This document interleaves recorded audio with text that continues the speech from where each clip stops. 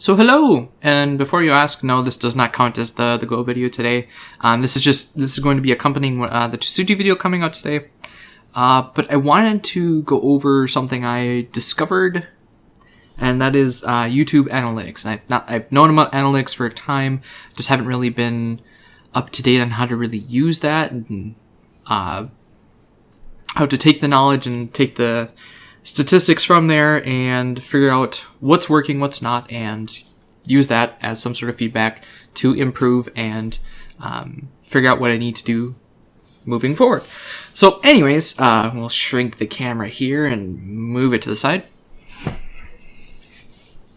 So this in front of me, this is just a Word document. I took some screenshots of a few of the videos, and one really cool feature that I didn't know YouTube had until last week was this thing called audience retention. And I saw that there was average view durations and things like that, and they called that retention, but I didn't know that these sorts of graphs were what I was looking for. This is what I wanted to know and wanted to see. So what this graph is showing is as the video progresses along, how many people are still watching. And it 100% is the total number of views on the channel, and then as it goes, how many people are still around divided by 100, or divided by how many people total have watched the video. And so in general, videos start out strong because people's peak or interests are peaked. They start at the front of the video because that's where it automatically loads, and then it declines over time as people cut out either before the outros and things like that. So what are these graphs showing me? And I'll be going over that a little bit. But the graphs are pretty consistent. So when it comes to the graph, I mean, this is just the start, the intro, the opening, middle game, and then this trough right here where people really start to dip off. That's pretty consistent with where the middle game ends and when the end game starts. Like pretty much other commentator, oh, that's just end game, and then they write off the review, or it's They stop reviewing, they stop looking at the game at that point because it's just end game points. The major stuff has already happened. So that's why there's the dip in here, and then why there's a spike here, because after this middle game part, and this, again, just a theory, if you're one of the people that do this, then great, I'm not off base here. So anyways, people are skipping to the end is what's happening here. It's not so much that they're stopping watching the video, it's just that here, oh, it's just end game, let's go see what the score is. So they skip ahead to the end. That's where there's this spike up here in pretty much all the videos.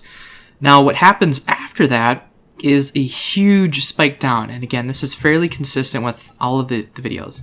And why is that? Well, because this dip, this is where the review starts.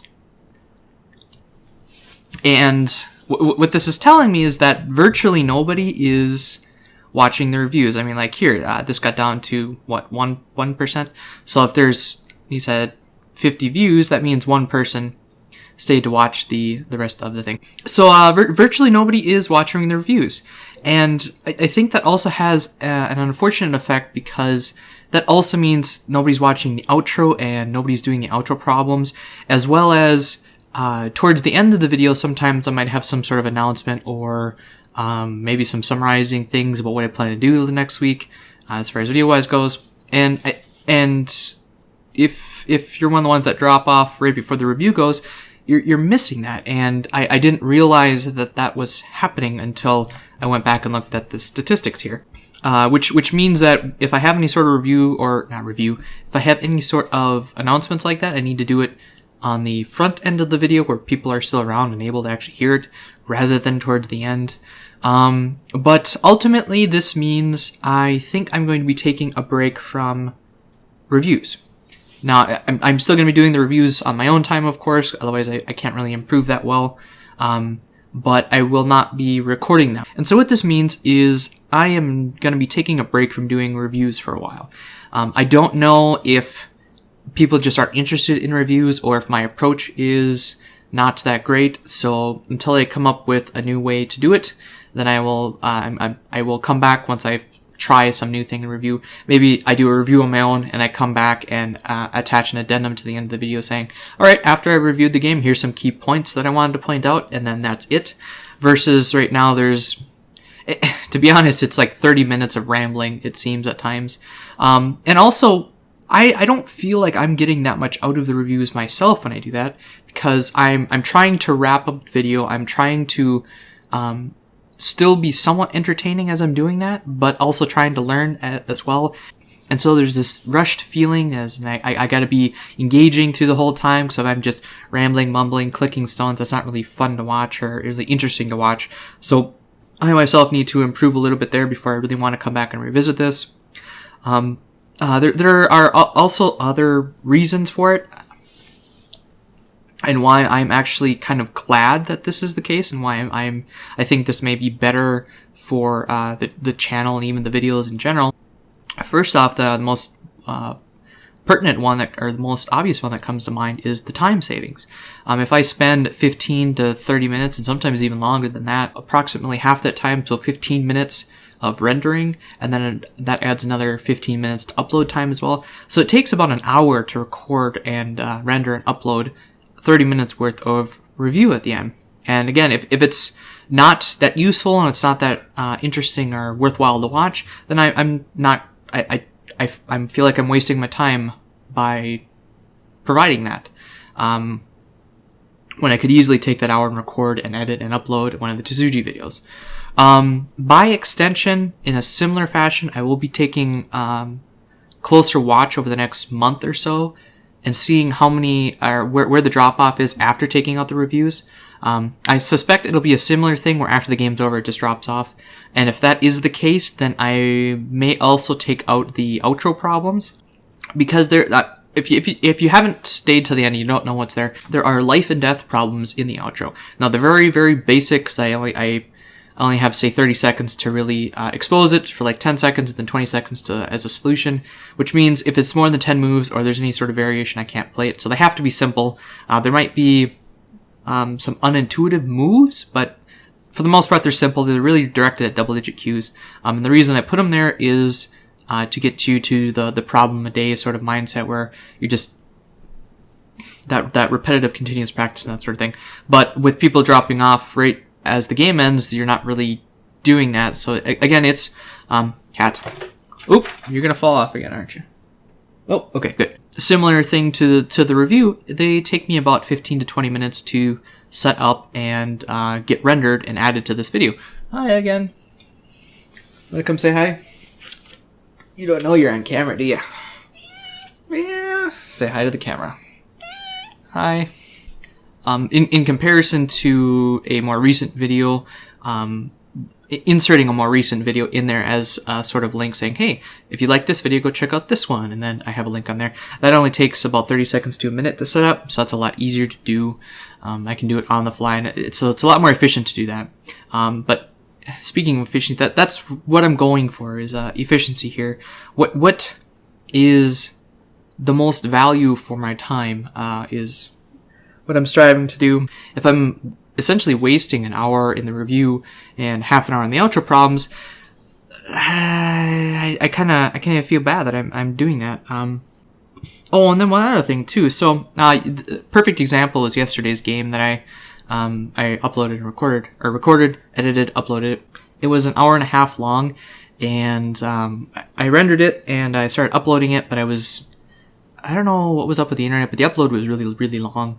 And at midnight, I still had like 4 hours uploading to go, which is very long for a video. Anyways, the point is I had to leave the computer on all night so that I would upload and be ready by tomorrow, which costs electricity, and it's just running idle. I did turn the monitors off so that I'm saving power there, but if it was a shorter video, say, without the half an hour review at the end, it would have been done before I went to bed. So it also avoids that potential. And so in summary, I am definitely surprised, but I'm not really upset, because I do feel like I'm kind of shorting myself by not doing a more well-paced review for my games. Oh yeah, one other caveat I forgot to mention. Given that there's less than 100 views per these, like some of these are 55, this one's 80 something. I think there was a 70 in here as well. It's not statistically significant, but I think the trend is pretty clear with the current subscriber base and the current people watching, that the at the end of the game, people aren't interested in a review. And again, I know that but a half a dozen of you are, and leave comments even about the review, saying, you know, in the review at this point, yes, this looks like the right answer, or no, blah, blah, blah.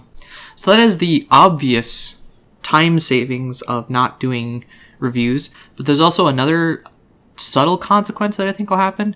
Since I'm not doing the review and going through variations and trying to find solutions for problems that I asked during the game, there will be more engagement in the comment section, I'm hoping, because I'm not going and answering those questions, so then you can discuss with me in the comment section, you know, well, what about this sort of variation? I know you were looking at this, but did you consider this?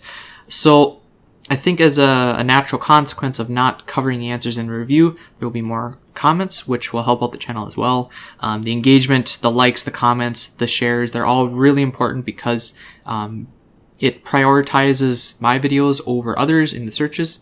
The more popular they are, the more relevant they are, the higher up in the list they become. That's why engagement is so important. That's why I ask for engagement. Speaking of engagement, it seems like the same couple of people like a lot of the videos, and I really appreciate it. I thank you for that. If you're one of those ones that consistently like the videos, thank you. You're a big help. I know I've mentioned this before, but if you decide to thumbs down, please let me know why. I was looking back, and over the last week, there's one or two videos that had a thumbs down. It's like, huh? Why'd you thumbs down? What needs improving? Let me know. I mean, that's the whole point of this video, is I'm looking through the analytics and saying, well, nobody's really watching the reviews, so I'll spend my time doing other things. I'm taking this similar approach to the other games that I recorded. Again, these games are to attract others to come to the channel to play Go. They're not necessarily for the Go players. Again, this is just trying to get some hits so that people come and expose to Go. Looking at Talisman, I think, for being a primarily Go channel, basically, if you made it past the first 2 minutes, you stuck around till the end, which is 12% of you, 10% of 30, so 3 or 4 of you got some value out of this, I guess. And I think leading up to this is this is Talisman. This is a very complicated game. Okay, I'm not gonna watch. I don't know. Comparing that to, say, Screen Sheet, which was definitely not a success. It basically, after the first 4 minutes, nobody watched anymore. And then Five Nights at Freddy's, it was even better than Talisman, actually. This is where the outro starts of, hey, go check out the Go content, so that's why it falls off there. This is essentially the end of the video. I'm surprised this had as much retention as the other ones. Do you guys like me getting tortured or something? You sadistic bastards. Something else I came across since I'm vlogging here, I guess. I came across Tabletop Simulator, and they have a Go board. The kind of drawback is that grabbing stones here sounds kind of like poker chips. That's how I can describe it. It's like a bowl full of poker chips, the plastic ones, I mean. But it's really cool because you can, it's basically just a physics simulator, but there are snap points on here, which makes it so that they actually land on the points, unless you throw them, of course. The bowls are unlimited stones. It's not automated because, again, it's a simulator, so if you surround it, it doesn't actually capture it. You have to pull the stone off yourself. But I thought this was a really interesting program. And you can table flip. And something else you can't do in real life is stack ghost stones like this unless they have a really flat top. I wonder how high you can actually stack these. Oh, that was off. Oh, that's still off. Why do you keep doing that? Oh, the tower must have shifted. Oh, no, shoot. Drop the bowl. Stay put. Alright, still good. Okay, let's back up a little bit. I can't see what I'm doing. Oh! Okay. Oh, one thing this simulator is missing is it doesn't have capture bowls. Doesn't it sound like poker chips? Or like the plastic chips? It doesn't sound like stones. Oh, and then they also have a really big hitbox, I noticed. See how that actually has a gap there? Let's go in here. Oops. They're not actually touching. Their hitbox is fairly large. So it's a cool simulator, but it could use some improvement. So if you Haven't heard of Table Flip, may want to go check it out. It's kind of cool. It is kind of pricey though. Someone gave it to me for my birthday. Decided to check it out. They got tons of other games on here too. They got any sort of cards. Again, it's basically just a physics simulator. Oh, reversey. Yeah, right. Can you flip it? How do you flip? F? Aha! There we go. Can we flip them here? Oh, that's cool. You can flip them on the thing. So, you know, you're familiar with Othello. You place stones on the end and then you flip them. This is what people think Go is like. Yeah. No. Actually, I'm sorry. Othello starts with this in the middle. So this is what Othello looks like, and then actually I think black starts, so. But it's pretty cool. I haven't played Othello in a long time. I don't know what tools are. Oh, they got chessboard. Duh, why wouldn't they have a chessboard? Checkmate. Oh wait, you can't go that far. Ah, there we go. Not much of a chess player. I mean, I know the rules and stuff, but Parcheesi. Poker. Oh yeah, the card games are really cool because you can pick up. How do you pick up the whole deck? Oh, give me the whole deck. There we go. And then you can do this. This shuffles the cards. Then you can one at a time. Here you go. Is there a way to flip it? Does this mean only I see it? Oh, that's cool. All right, cool. When it's here, that is pretty slick. Coin? Oh, you can flip. Oh man.